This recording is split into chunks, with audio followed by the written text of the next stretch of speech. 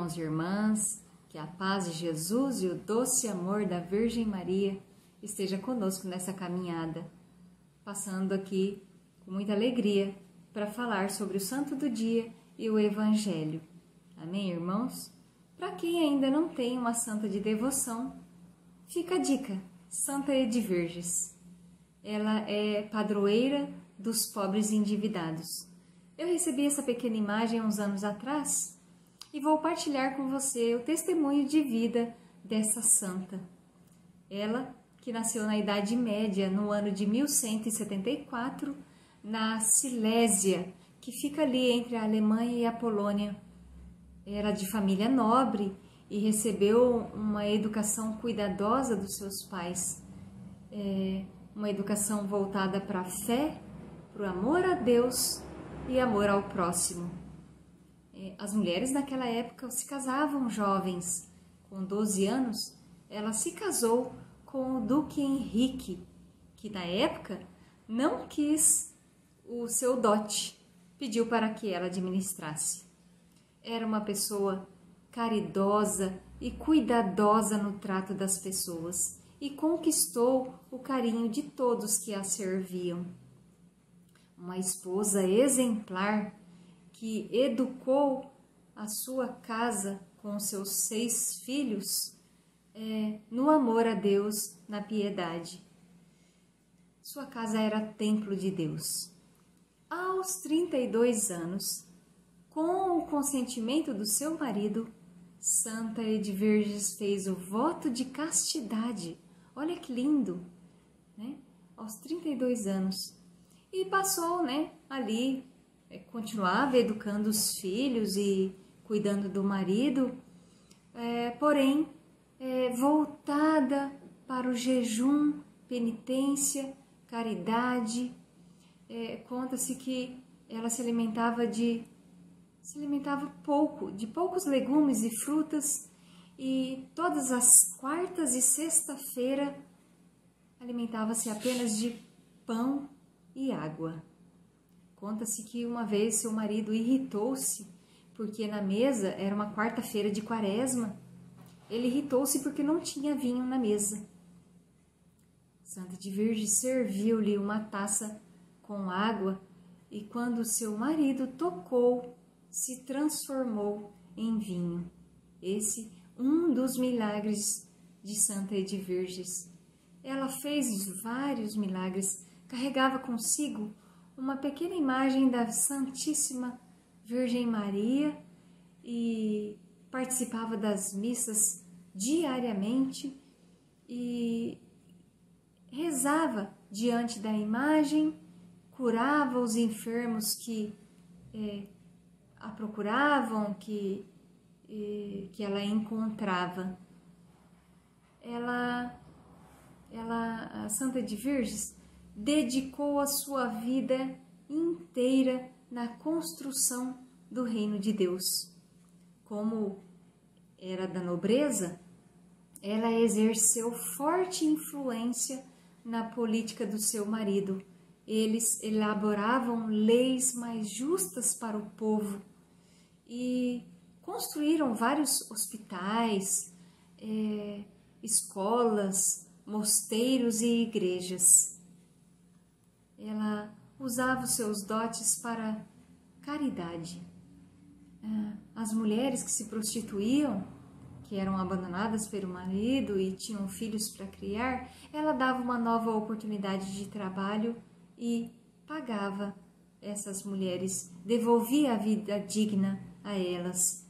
Ela visitava os presídios, conhecia a história daqueles homens, porque naquela época as dívidas levavam à cadeia. Quem não pagava suas dívidas era preso.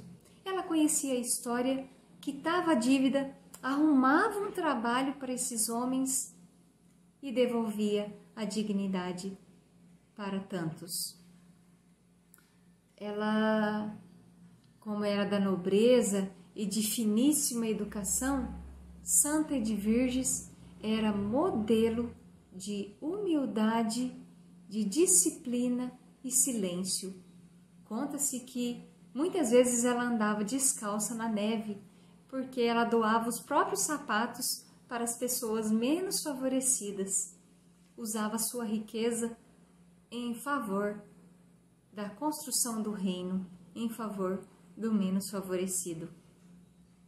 Ela tinha um carinho especial pelas mulheres, pelas crianças e viúvas.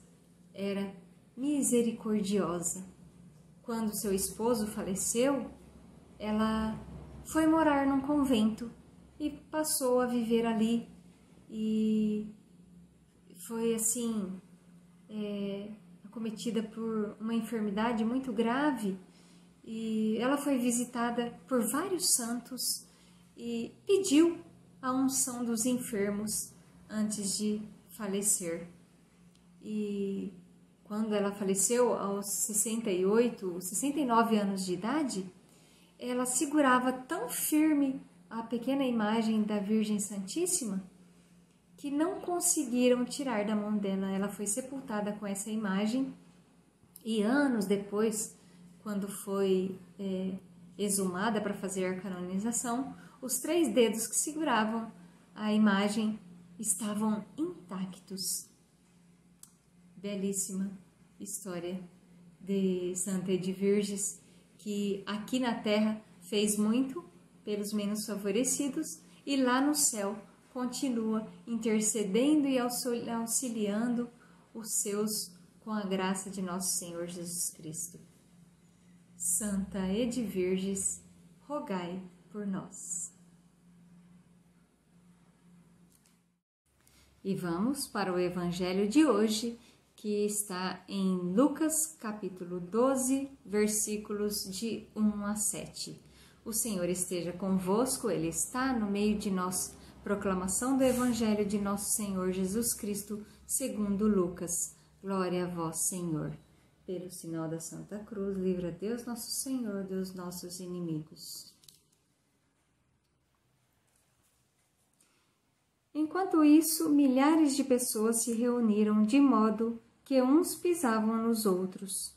Jesus começou a falar primeiro a seus discípulos: tomem cuidado com o fermento dos fariseus, que é a hipocrisia. Não há nada de escondido que não venha a ser revelado, e não há nada de oculto que não venha a ser conhecido. Pelo contrário, tudo que vocês tiverem feito na escuridão será ouvido à luz do dia, e o que vocês tiverem pronunciado em segredo nos quartos serão proclamados sobre os telhados. Pois bem, eu digo a vocês, meus amigos, não tenham medo daqueles que matam o corpo, e depois disso, nada mais têm a fazer. Vou mostrar a quem vocês devem temer. Tenham medo daquele que, depois de ter matado, tem poder de jogá-lo no inferno. Eu lhes digo, é esse que vocês devem temer. Não se vendem 5 pardais por alguns trocados? No entanto, nenhum deles é esquecido por Deus. Até mesmo os cabelos da cabeça de vocês estão todos contados. Não tenham medo. Vocês valem mais do que muitos pardais. Palavra da salvação. Glória a vós, Senhor. Irmãos e irmãs, no Evangelho de hoje, Jesus vem nos trazer palavras de esperança, palavras de vida eterna. Ou seja, ele fala para a gente tomar cuidado com o fermento dos fariseus, que só ficava ali condenando o povo, colocando fardos pesados que o povo não conseguia carregar e julgava os erros das pessoas com um peso insuportável. Então, Jesus pede para que tomamos cuidado com o fermento dos fariseus.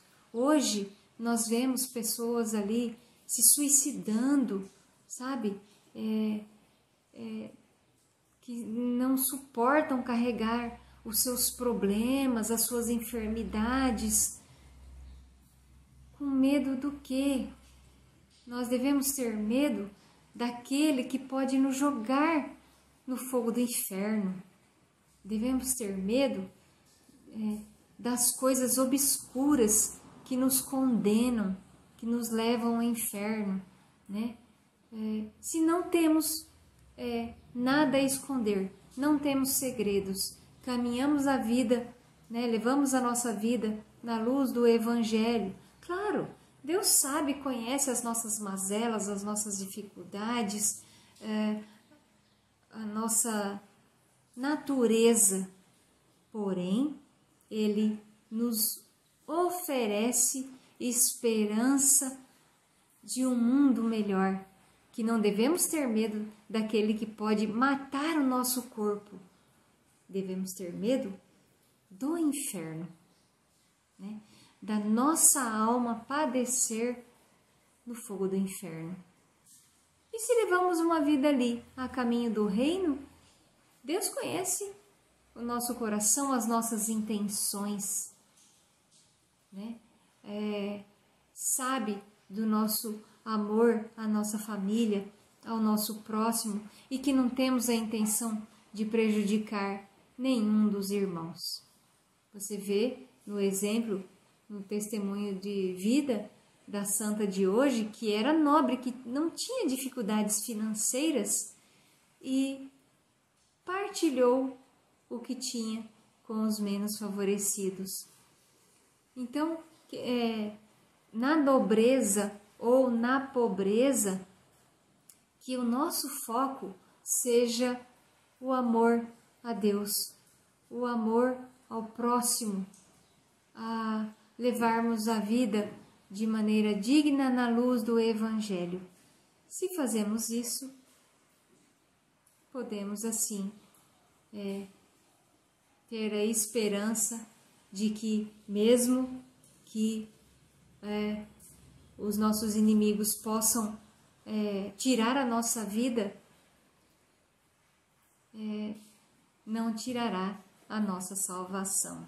É com isso que devemos nos preocupar e estar sempre atentos, buscar uma boa confissão, buscar a caridade, a esperança, o amor e seguir aí na caminhada rumo aos céus. Amém, meus irmãos? Que nosso Senhor Jesus Cristo, que o amor do Pai e que o Espírito Santo nos ajude nessa caminhada. Amém? Louvado seja nosso Senhor Jesus Cristo, para sempre seja louvado. Em nome do Pai, do Filho